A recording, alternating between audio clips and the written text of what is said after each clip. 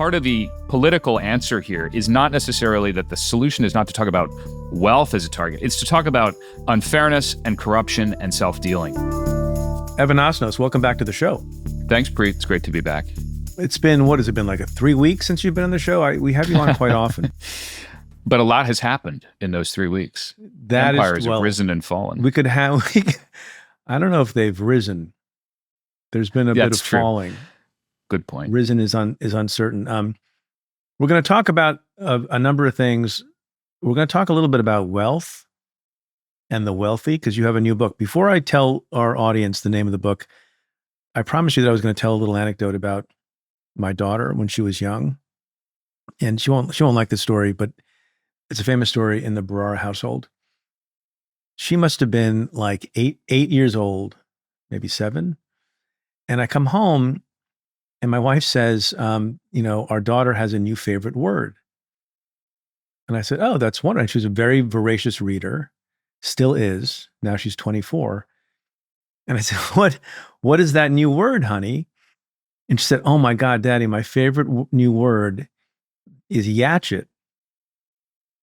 I said, what's a yatchet?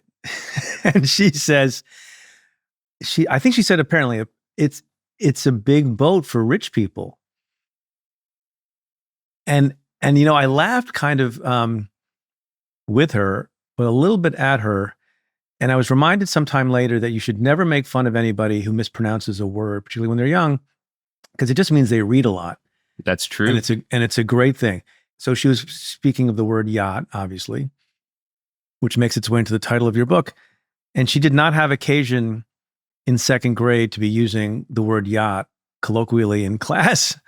So she thought, totally understandably, that it was yatchet. That's my story. I think this reflects quite well on her humble origins and will be a story that redounds to her benefit someday. She no matter what wealth she requires, and she's not on that path. She's on a public service path. I'm so sorry. She will never have a yatchet. Anyway, people are like, why are you talking about this? And the reason I'm talking about it is because the title of your new book is called The Haves and the Have-Yachts, Dispatches on the Ultrarich. Okay, The Haves and the Have-Yachts. Very clever. Did you come up with that? I did come up with it. The rest of the book is all generated by AI, but I did the title. AI sucks at the titles.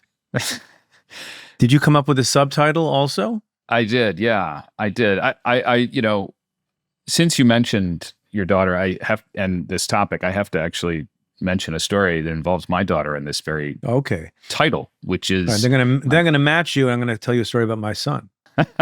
my daughter is 7, and when your dad is working on a book, you hear the title at the dinner table, and you hear him, kind of, I'm like talking about this topic, and so this title, The Haves and Have-Yachts, she was trying to puzzle it out, and so she would ask me occasionally. She'd say, Daddy, is Taylor Swift a have or a have yacht? And I would say, well, wow. Good. It's an interesting question. I'd say I think she's a have yacht, though I don't know if she actually has one. And then finally, after asking me a half a dozen people that she's interested in, she finally asked, Daddy, what is a yacht? And I realized we'd sort of gotten ahead of ourselves. And so there did we you are. Explain? I did, but it does make you realize. Yeah. I was going to start differently, but so this is actually a real question because I believe I have had acquaintances over the years who would talk about their boat. That's right. And these are not, the CEOs of Facebook kinds of people, but people of some means, well beyond the means of my family. And they would talk about their boat, and then you'd see their boat. It's like that's a pretty big boat. What's the difference between just a boat and a yacht? A crew. If you have a crew that is running it for you, then it's a yacht, and it has to be of a certain size. But I think you've actually hit on a cultural fact, which I find very interesting, and it's something I've kind of remarked on in the writing, is that one of the style points, one of the things that separates an insider from an outsider, is that you quickly learn that you're not supposed to refer to your own vessel as a yacht. That's a faux pas. You're supposed to call it a boat, and that dinghy. Dinghy would be a little more than you should do. But you just casually call it a boat. See you on the boat, that kind of thing.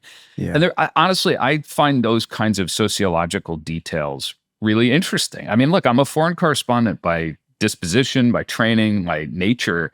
And so I'm always kind of just making little inventories of the moves, the gestures, how people talk and think. And so that you hit on something very subtle, but quite true about that culture. Just to orient people as to this interview, it sounds like we're making light of these things and it sounds like a frivolous subject. It is not. You get at, and we will get at, the roots of income inequality, what that means for our politics, what people should aspire to and not aspire. All that stuff is very important and told, as always, by you very eloquently and incisively, with along the way references to these little details. And the idea of conspicuous consumption is an interesting way to think about and reflect on the massive amount of wealth that some people have accumulated in modern society. But before we get to that, I have kind of a foundational question. It relates to politics and wealth. Maybe it's not foundational. It's my new favorite word. It's good. It does Here's a foundational question. The gravity of it. Yeah, I'm prepared. Yeah, it's like, maybe it's some BS thing that I'm thinking about, but if you call it foundational, who are you, Evan? That's a foundational question, for example. How much time? And a question that I've never asked any guest on the podcast ever. So you have Democrats, perhaps exemplified most conspicuously by Bernie Sanders, AOC. Bernie Sanders, an avowed socialist, who is not alone in talking about income inequality. Others do, including on the right. Populism is about, in some ways, income inequality. But I wonder if there are people on the left who get an important, dare I say it, foundational distinction wrong. And the question is, do people in the United States resent the wealthy, or do they aspire to be wealthy? To me, that's a very important question. Look, it's the essence. It's actually at the core of this, and it is at the core of this line of inquiry, of this book, really, which is, and I can tell you because there is data and really good thinking and writing on this topic. The answer is that Americans are simultaneously cynical and aspirational about wealth. And it's almost identical. Last year, there was a poll, a Harris poll in 2024, that found that 59% of Americans believe that billionaires are making the country more unfair. And an identical share of Americans said that they want to become billionaires themselves. And many of them were the same respondents. This is a fact. You have to be able to hold those two ideas in your head simultaneously to understand the American mind. I think that's important. But okay, so what do you conclude from that? Is it that do they think they will be benevolent billionaires, or do they think they need a shot at being in a rigged system and make the world unfair because having $1 billion and a yacht would be nice? Like, what's going on there? So I think at the core of it is a foundational American idea, which is, this is a fair description of it, which is that we really are a country that is based on this idea. I mean, Thomas Jefferson's concept, as he put it, and there were others at the time, of course, who were voicing the same idea, was that we would be an aristocracy of talent, that we would be a place in which you could go from A to Z. And we have never relinquished that. As much as that idea is, in all the ways we can stipulate, has always been imperfect, has always been confined to people. Look, this country was founded, of course, with the right to vote for white men who own property. So we'll just stipulate that. But the point being that concept is really baked into who we are today. And I think one of the hardest things for people to grasp about Trump's durability as a political figure is that part of the appeal, and I've heard this in so many different places as I kind of go around the country, I've been doing this kind of reporting now for 10 years, is people will say some version of, the truth is, I don't like him for these reasons, but I think that he wants me to succeed. He has higher ambitions for me, that I could somehow be like him. And, taken in a slightly different direction, one version of that, you hear people, and this is a slightly dismissive form, but I think the idea is the same, which is some people will say to themselves, look, if I suddenly found myself with a few $1 billion, I might behave a bit the way Trump does. I think that there is a piece of that. And what's important to know, though, in the numbers is that the percentage of Americans who are getting where that balance is shifting towards cynicism is growing. There is a very distinct sense that you have to be a member of the club in order to achieve that mythic social mobility. And it's especially pronounced, Preet, among young people. That's where the numbers are starkest. But to just so you know that this remains the case, young people are also inclined to say, I too want to find my way to being a billionaire. So can we talk about the political ramifications of that? If those two things are both true, is it not a mistake to indiscriminately bash billionaires as a class? And again, look, they don't need help from me or anyone else. But is it smart or not? No, this is in some ways the conclusion that I reached having gone to Sanders rallies, talked to people at those events recently. They're getting these huge crowds, many of whom, in fact, have never been to Sanders rallies before. But I actually concluded, listening to the way that he was talking about it, that he was closing himself off to a reservoir of conceivable supporters for a kind of movement against oligarchy. People who actually, though, still imagine they're less inclined to say, I want to eat the rich than they want to, frankly, join the rich at the table. And I think this is an important distinction because there was a really interesting bit of research done by an organization that was trying to figure out the language for how to talk to persuadable voters who might not instinctively support the idea of a wealth tax or things like that, but might be gettable. And one of the lessons that they found from focus groups and survey data was that you shouldn't do categorical villainization of the wealthy. That's the phrase that they concluded in their findings. They said, talk to people about closing loopholes and things like that.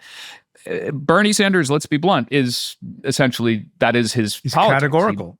It is categorical, and he is proud of it. But it is a narrower political lane for him. There's just no question about it. Yeah. The thing about Bernie Sanders is, I think he's sincere. He is. And one could make the argument that even the way I'm asking the question is cynical because it assumes or maybe presumes in the question that a politician who has a particular view of what's good, what's bad, what's a good system, what's a bad system, should be overwhelmed by what's politically popular. But I'm not talking about that. So I don't begrudge Bernie Sanders having his view. I'm going to get to Robert Reich in a moment because he posted something that I want to ask you about, the former labor secretary for President Clinton. But for the mass of politicians for whom these things are not articles of faith, and they're trying to make strategic decisions about how to expand the party and not look like only the party of government largesse and not look like the party who's anti-capitalist, then it's probably not smart. Is that fair? I think you're making you're making not a cynical point. It's a valid strategic point. And frankly, it is really essential for Democrats to solve. I mean, I won't say the name of who it was because it was not an on-the-record conversation, but I was talking to somebody who might well be a presidential candidate on the Democratic side. And this person's strong belief is Democrats need to figure out a way. And this is frankly sort of pretty close to one of the takeaways that I took from this research is Democrats need to find a way in which the key is not persuading people to give up on the idea of being rich. The key is to give people the information and the tools to understand why they're not. And when J.B. Pritzker said this, what did you say to him? I said, "Go Cubs." Okay, I can't reveal. Obviously, it was J.B. We're going to get to good billionaires and bad billionaires. You'll appreciate. See, this is the depth and range of my sources. So now you have violated a principle because now you have made it clear that you will tell me who it is not. So when Rahm Emanuel said this to you, what did you say? Now I fell for that. I can go through this counselor. One by one, Evan. I'm willing to tell you this. Enough on that line. You've already revealed enough of my perforated source routine. Yeah. Yeah. No, okay. Sorry. back to the wealthy. Why do you suppose, if there is empirical evidence about this, and if the American dream, I mean, look, I often say as an immigrant that I am an embodiment of the American dream, right? My family came here when I was 1 year old. I was born in India.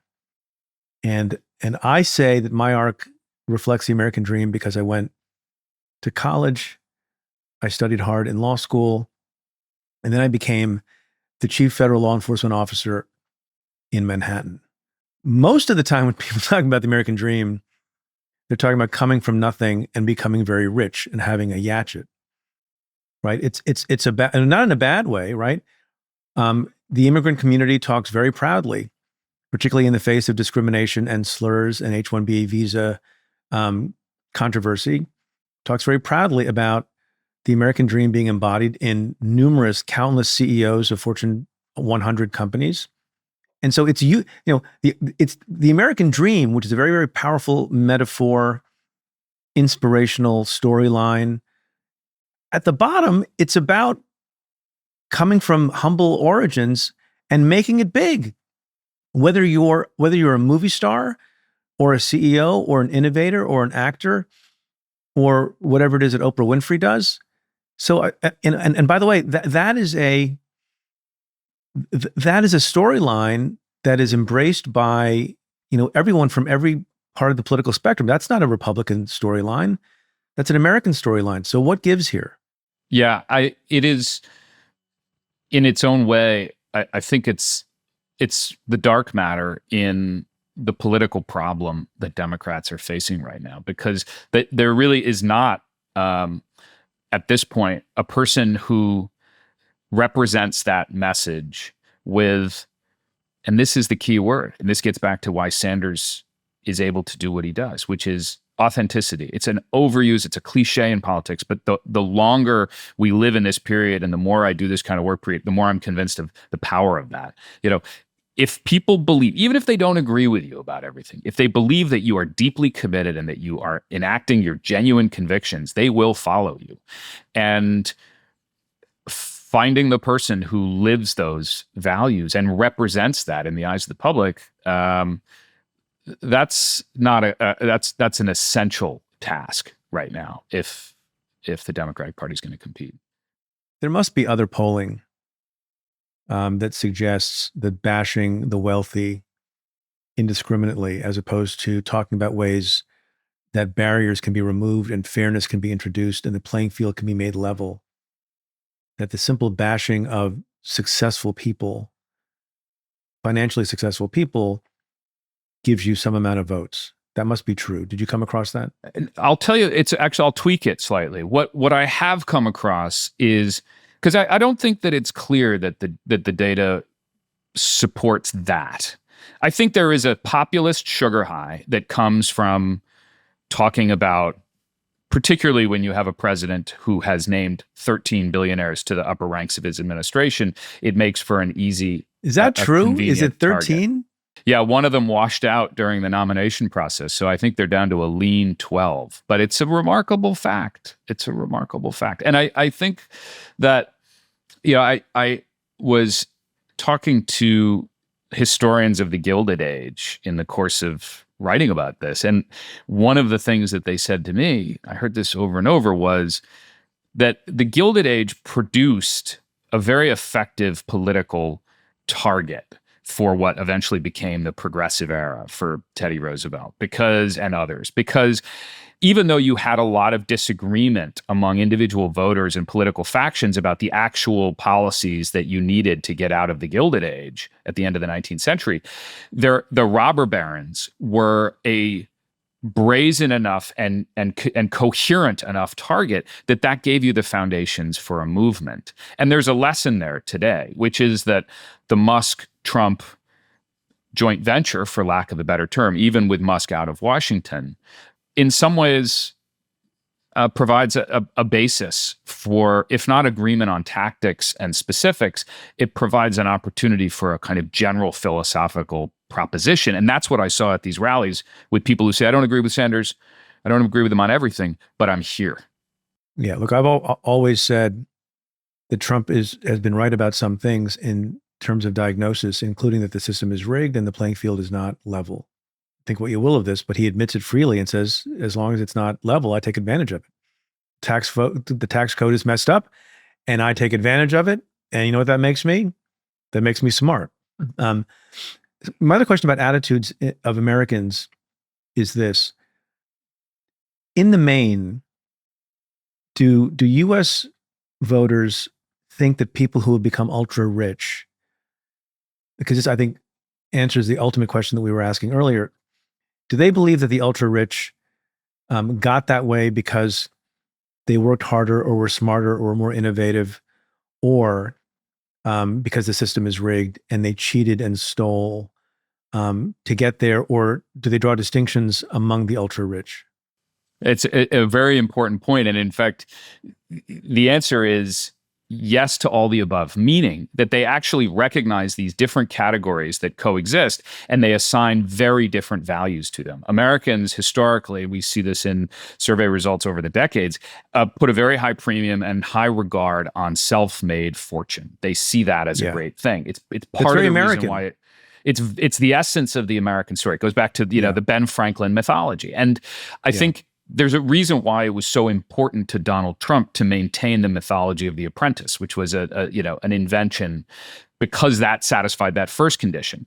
The second condition is much less attractive. We are, as a people, quite contemptuous, in fact, of inherited opportunity and advantage and wealth, and that shows up in negative opinions of that kind of money. So those distinctions are essential. They're very important. I think one other point that on what you were saying about an unlevel playing field, I think that part of the political answer here is not necessarily that the solution is not to talk about wealth as a target. It's to talk about unfairness and corruption and self-dealing. That and oligarchy as an idea. That word may not be the right word because it doesn't resonate, but people get the idea of the richest man in the world getting an office in the White House and a department of government with which to fire tens of thousands of employees at agencies that do business with his companies. They know that there's something about that doesn't sit right.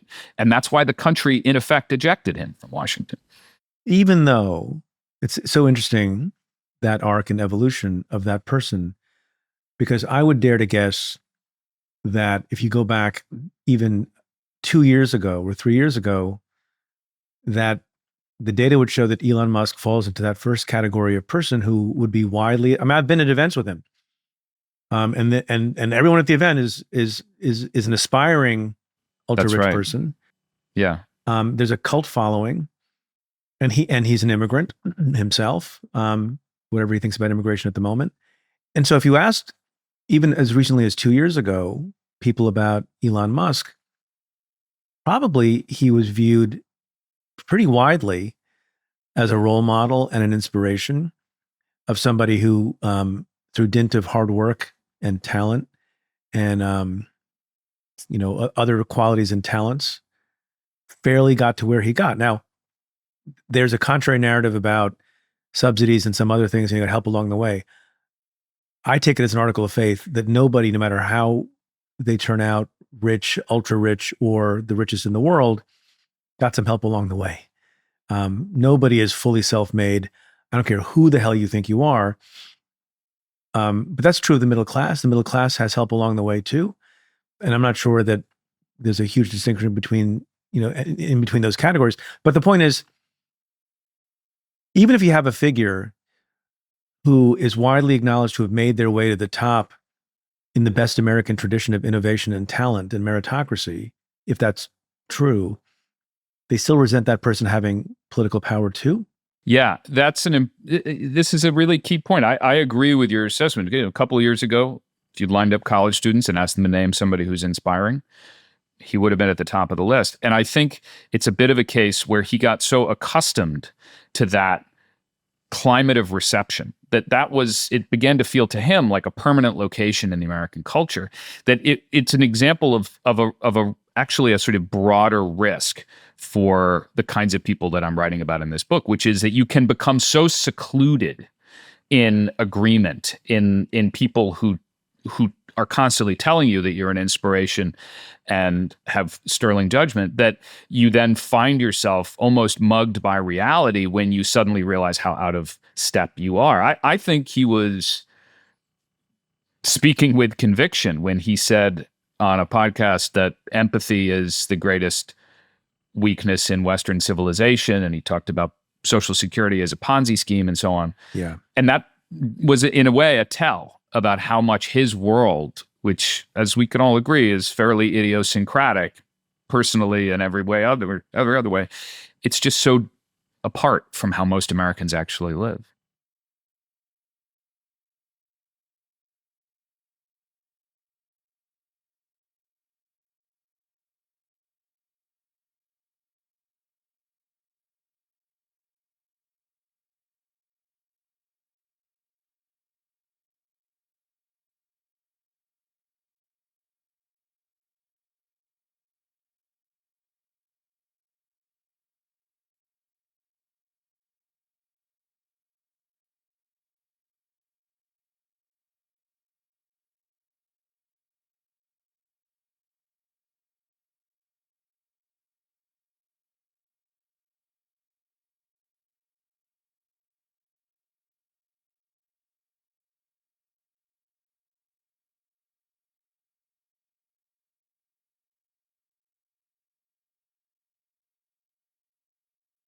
I see my basketball. I'm now going to become the greatest baseball player. Exactly. And it's not that different from that. You think, oh, I can do this one thing. There are some people who can be at the top of the world in two things. That's incredibly rare. But no one's doing three things. And so that's by way of a preface to my question to you is, in your research and in doing all of this analyzing and thinking, did you come across a humble, ultra-rich person? Certainly. Yeah. You did? Somebody who stays in their lane. I mean, I'll give you, this is not a particularly original example, but there's a reason why Warren Buffett is stylistically different than Elon Musk. And I think it's more than just an affectation. It's how he genuinely sees himself. He says, look, I'm pretty good at picking investments and sticking to my principles and staying in my lane. And he actually valorizes that. And I think, I've come to believe over the course of this writing, actually, that we could use a lot more Buffetts and fewer Musks in our public culture. And that's not just because of this phenomenon, but also their views of philanthropy and the way they think about their responsibilities. But look, I think that phenomenon you're describing, the Michael Jordan baseball problem, is a cousin of a related problem, which is, I'll use a similar analogy, which is, if you've ever seen the video of Vladimir Putin playing hockey, you learn something, which is he's on the ice with these other players, and they're quite clearly getting out of the way and letting him push the puck into the goal as he kind of staggers around. And I see that, and now maybe it's because I, grew up as a hockey player, but I see that analogy all over the place. The scholars call it authoritarian backlash. This is when you are so surrounded by agreement that you come to believe that you really are right on all big questions. And I think Elon Musk fell for that problem. I mean, they know it's called the Dunning-Kruger effect, right? You apply your specific acumen to almost like a kind of human general intelligence, and it tends to be more of an illusion than a satisfaction. Right. That's an interesting set of thoughts you have about Bill Ackman that you just articulated on the podcast. I fell for this once. You didn't mention him by name, but I know who you're talking. We all know who you're talking about. Let me ask you this question: have we already spent too much time talking about the ultra rich? Because it is true. And I think you have this figure in your book somewhere. There's something like 900 billionaires in the country. That's not a lot of people. So on the one hand, you can think it's just a few people and whatever. And some of them have interesting personalities. Some of them are good role models. Some of them cheated their way to the top. There's a distinction, et cetera, et cetera. But, to the extent that the existence of and the qualities of these billionaires is driving debate, including on this podcast, it's beside the point. We should really be talking about lifting up people into the middle class and the upper middle class, improving everyone's lot in life, because most people, most people will never be anywhere close to billionaires. And there's nothing wrong with that. And there's no failure in that. On the other hand, if you multiply the individual wealth of the 800 out, you get many trillions of dollars, which is a substantial percentage of the wealth of the United States of America. And for that reason, we should talk about them. And we should talk about Elizabeth Warren's proposals to tax wealth as opposed to just income and are both those things true also at the same time? Because now I know I can't ask you A or B, because you're going to be like, it's A and B.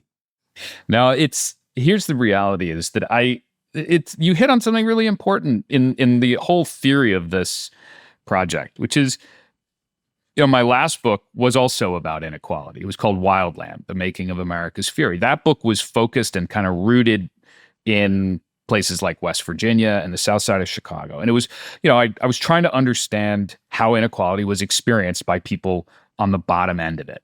And what I concluded, having done that, was actually I was probably looking in the wrong place if I really wanted to explain this phenomenon, the origins and the impacts, because we're not writing about 900 people here because those 900 people loom larger. It's because they have a much larger effect on the overall experience, on the lives of everyday people.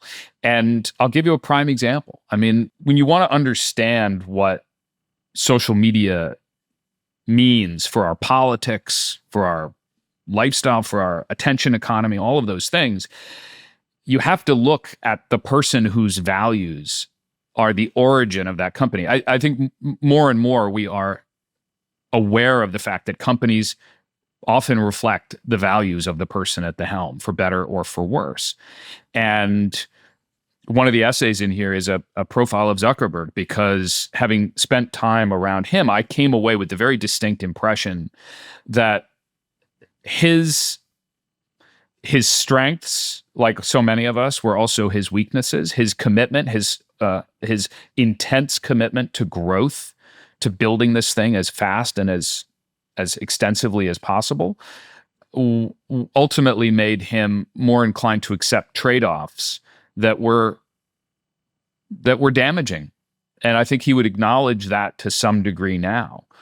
It's a numerical fact that these folks hold a larger share of America's wealth than even the robber barons did 100 years ago, or to be more precise, in 1913.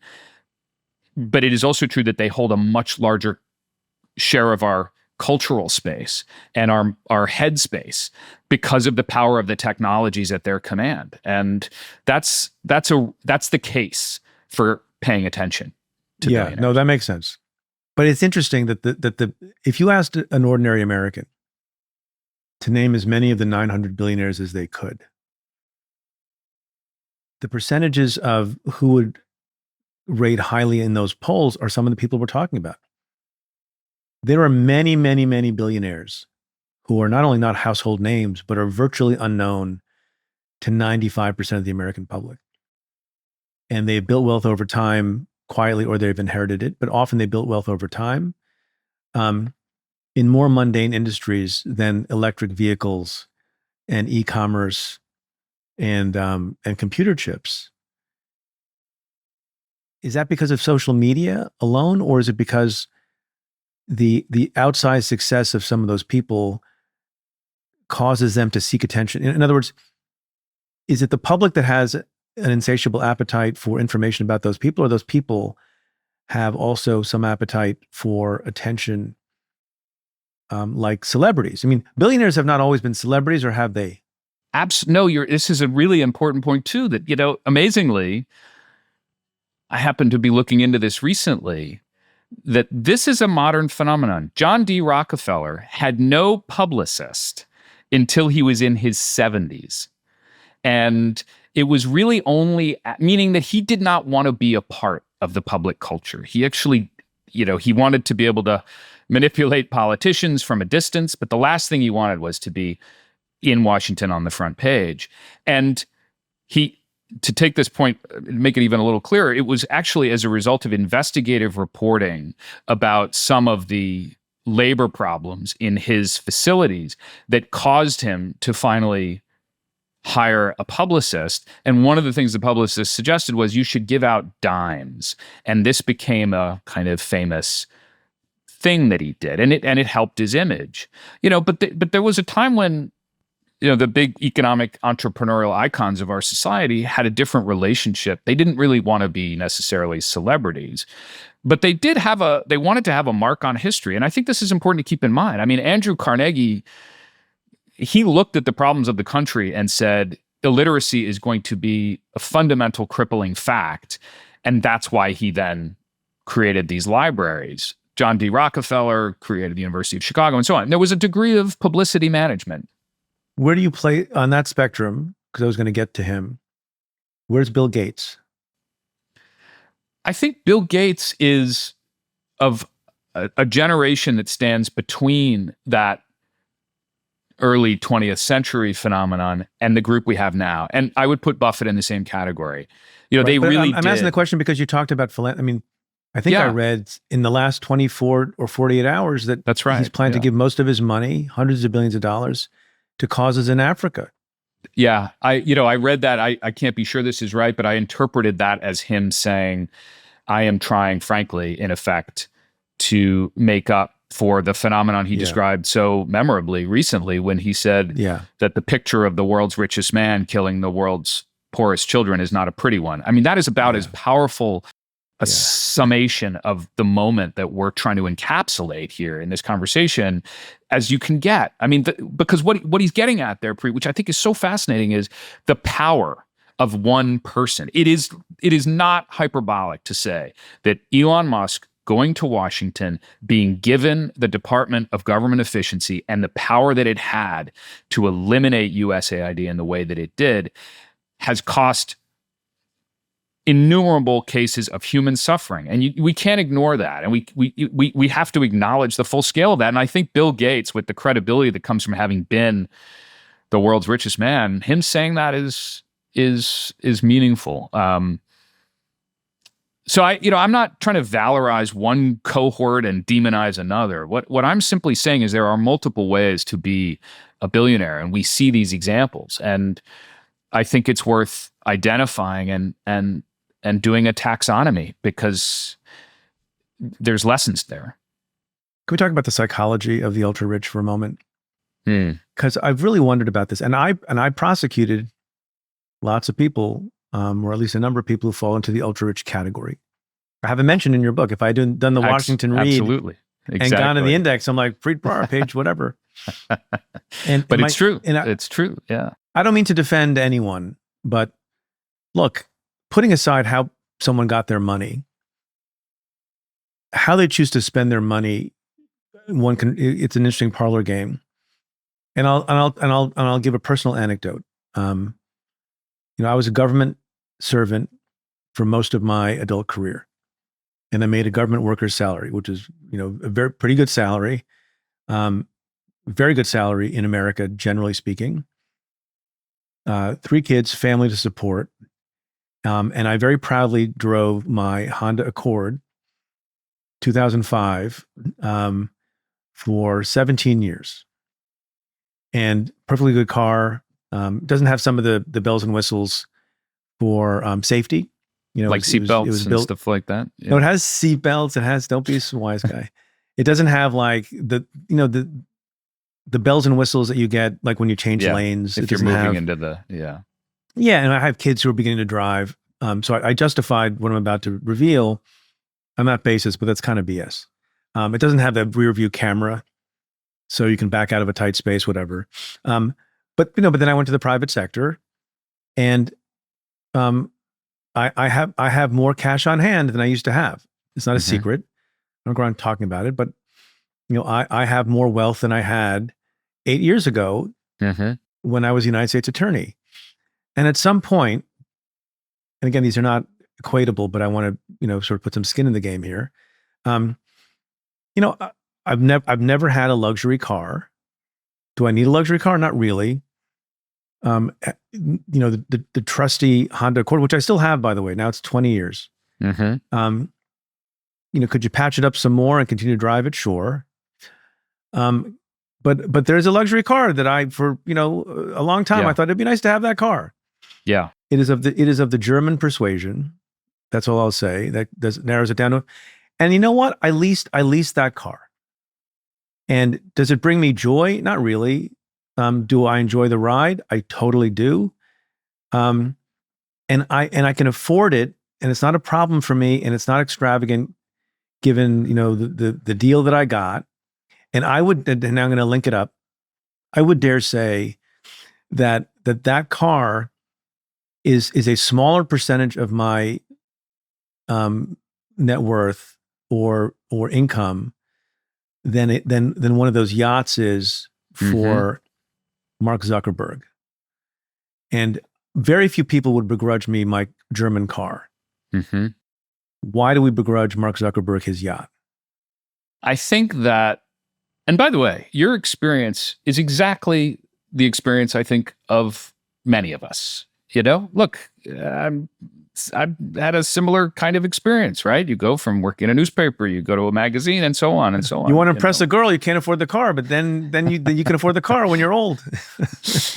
And I think that the reason why these yachts somehow get caught in our cultural throats a bit is because they are something that is a super symbol. They really are beyond what is the normal parameters of, an indulgence. But, look, I think there's also something revealing about that hedonic treadmill. I mean, the experience, as I had a Silicon Valley CEO say to me, there was a point, he said, when a 50-meter yacht was pretty impressive. He said, and this is his words, he said, but now that would be kind of embarrassing. And he said that to you? He did. Yeah. And I think that process, that essentially it's not about the yachts, it's about the insatiability. And the reason why I find that subject interesting is, taken to its logical extreme, that's where you get a culture that becomes distended and disconnected when people have the ability to make their experience so completely different than others. That's so interesting. So I have two responses to that. Number one, if you ever write a novel, it should be called The Hedonic Treadmill. That's number one. So you got, that's for free from me. I'll take that. Yeah. The second is, you said it's about insatiability. And I wonder if it's something that's related to that, but slightly different. And that is just another keeping up with the Joneses on steroids. Right. And that's why I'm trying to get to the extent it's interesting, and maybe it's not interesting to everybody, but psychology and ambition are super interesting to me. Yeah, me too. And the keeping up with the Joneses occurs at every income level, right? In the middle class, you'll have the family on the block that has, the slightly older or shabbier house, and then they tear it down and they put up the mini mansion. It's not a yacht. They spend some money, and then the other people on the block are like, ooh, I gotta work a little harder, and because I want to tear down and want to put up a nicer house, or the cars, or whatever the symbols of some success or means are. And there's not necessarily anything wrong with that, maybe at certain levels. I mean, the example I've always thought of in my own experience was from a couple of different people that I prosecuted when I was U.S. attorney, that people in my office prosecuted, 2 insider trading defendants. Because I would always say, and this would be like a logical defense always for a rich person, I'm rich. Why would I do a crime? I'm already rich. Mm-hmm. I'm rich legally, rich. Get off my back. And initially, you're like, that's kind of compelling. Like, why would you? I don't know. Why do people commit crimes? Some people do. And so, if you have $1 billion or $3 billion or $5 billion, that's more money than you ever need in your entire life, no matter how much you want to spend. You can, even if you want the yachts. And yet, I'm convinced to this day that there's a person named Rajat Gupta who's worth about $100 million and had a great life. He's written a book about various things, including making attacks on me. So I think I can make a surmise about his psychology. I think I've earned that. And my view is, even though you and I think that's an extraordinary, and everybody listening is an extraordinary amount of money, there was another guy who he thought was kind of a punk. Yeah, and less Right. and less erudite, and less sophisticated, and less smart, and less worldly, and less godly, perhaps. And that guy has $1 billion, and like, I want to be like that guy. Is that different from the middle class neighborhood where someone wants to have as nice a house as their neighbor? It's not different at all. It's, in many cases, the money is just a proxy for status and for status anxieties. You know, I have a curious knowledge of the Rajaratnam case, which you know so intimately, which is that he used to live up the street from where I grew up. And he, at one point, as some listeners will remember, this was a really important insider trading case. I can say flattering things about our host today. Rajaratnam ended up sentenced to a significant term for a major insider trading case, part of Operation Perfect Hedge, I think is what it was called. And what the detail that always struck me as significant was that at his birthday party, and I put this in the book actually, at his birthday party, he hired Kenny Rogers to come and play his favorite song, The Gambler, because that's how he regarded himself. And he asked Kenny Rogers to play that song over and over and over again, to perform it over, finally to the point, and I checked this with the Kenny Rogers estate people, representatives, I should say, that Kenny Rogers finally said, "I'm out of here. I'm not going to do this anymore." So what inspires a person to say, I want to bring my favorite performer there, and on some level kind of humiliate them a bit by having them perform this song over it? And that's because you can. That's the key thing. You do it because you can. And the reason why I think that this all relates to this, we're circling this fascinating question, which is, we are hardwired as a species to want to do that. And, I recently had a reason to go back and look at some of the... Well, I accept that also was what makes us, it's what makes us achieve. That's what makes us build. It's what makes us innovate. I mean, the very first people that kind of formed organized societies, one of the things that they did was, the people who mastered irrigation became the first chiefs, and then they would acquire cattle and livestock, and they would use that to then acquire defense and land, and off you go. And there are always a few among them. I came across this in the sort of the anthropology of oligarchy and chiefdom. There are a few among them who are known to scholars as AAA personalities, because they are just biologically inclined to be more acquisitive, aggressive, ambitious, and they're good at towing a car. Well, they're the ones, you follow it to That's its my maximal dad degree. joke. That's my dad joke for the day. The AAA. You're entitled. You come by it honestly. You come by it honestly. I'm a father multiple times over. But your Kenny Rogers story reminds me of two things. Everything you say reminds me of two things. Not three things, not one thing, Evan, but two things. Very binary.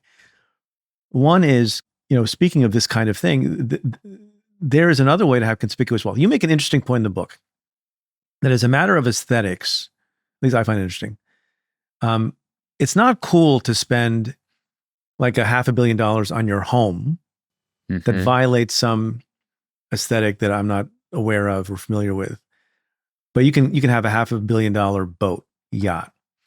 And there's something about that that's different. Now, there's a violator of that principle. His name is Mukesh Ambani, who's the richest man in India. Right. Whose home, I don't have details in front of me, but whose home... It's a high rise. It's a skyscraper. skyscraper. Yeah. So he violates that principle, and maybe it's culturally different place. And I believe at the wedding of his son, he did not have Kenny Rogers, but he had Rihanna. He had Beyonce. Yeah. I think you're right about that. Yeah. And I think he paid them millions and millions of dollars. Yeah. Because I suppose at a certain level of wealth, there's lots of wealthy people who can throw a multi-million-dollar party. But to be able to have such excessive wealth that you can throw millions of dollars at a world famous artist with some pride, that's real spending money you got. Your observation about the optics, in a sense, there has been, it was actually a CEO in Silicon Valley who told me this fact, who said, look, the reality is, you can't really use $500 million on your house because your employees won't be happy about it and it'll cause you trouble in the press.